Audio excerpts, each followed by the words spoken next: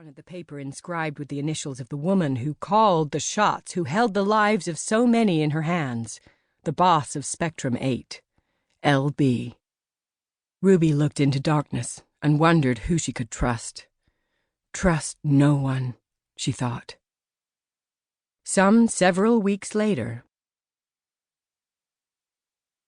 Chapter 1. A Window on the World.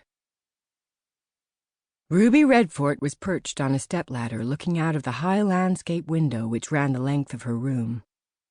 The window was designed to allow the light in rather than to provide a view of the street below, but today it was the view Ruby was interested in. She was looking down at the network of roads and alleys, contemplating the scene below. Mrs. Beesman was wheeling her shopping cart down one of the back alleys which ran between the rows of houses. The cart was filled with several cats and some jars, saucepans, and a whole lot of random junk. A few of the cats appeared to have socks wrapped around their middles, presumably to keep them warm. Mrs. Beesman herself was wearing several coats and a fur hat with ear flaps, ski gloves, and an extremely long moth-eaten scarf. Mrs. Beesman tended to wear a coat in all weathers, but today, bundled up as she was, suggested that it was a pretty chilly morning. As the old lady trundled past Mr. Parker's yard, so his dog Bubbles began to bark. On Ruby's lap was a plate of pancakes, her second serving, and it was still only 6:47 a.m.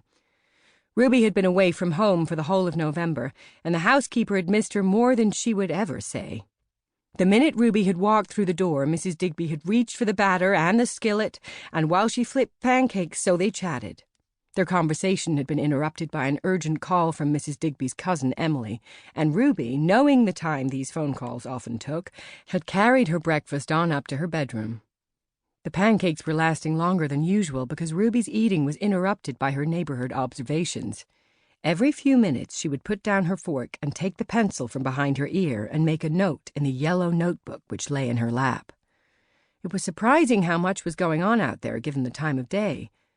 Ruby had taken up the yellow notebook habit when she was 4 years old, and she now had 625 notebooks full of the exciting, interesting, ordinary, and often dull happenings that had occurred in the world around her.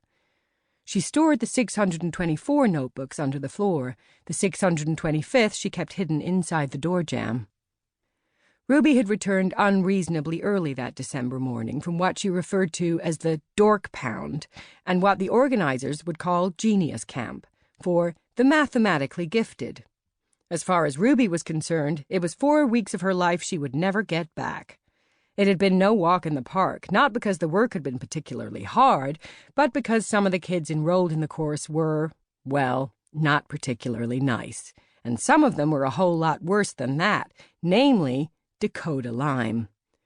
Ruby had run into Dakota not so long ago at the October mathematics meet, one of the less pleasant days of Ruby's, on the whole, charmed life. Ruby had found herself going head-to-head with the objectionable girl in the final round of the one-day competition, and for all the trouble it had caused her, Ruby would have gladly conceded victory and walked away from the whole stupid circus. However, she won and took the consequences, which were a lot of abuse and a nasty encounter in the mathletics meet parking lot. One of the problems for Ruby was that her brilliant brain brought her a lot of attention she really didn't want, nor, given her status as an undercover agent, need. Mr. Parker came out onto the lawn to shout at Bubbles. The sound of his voice was a whole lot more unpleasant than the sound of the dog's barking.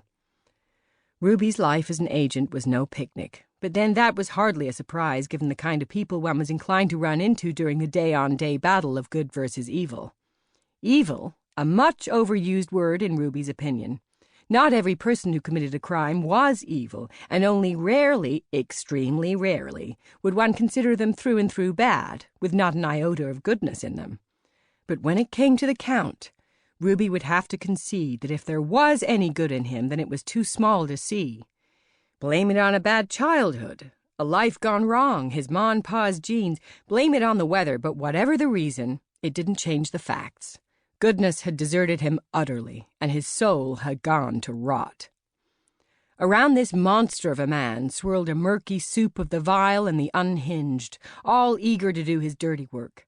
The plots they hatched and the cruelties they inflicted were dark enough to give Wonder Woman herself reason to keep the nightlight.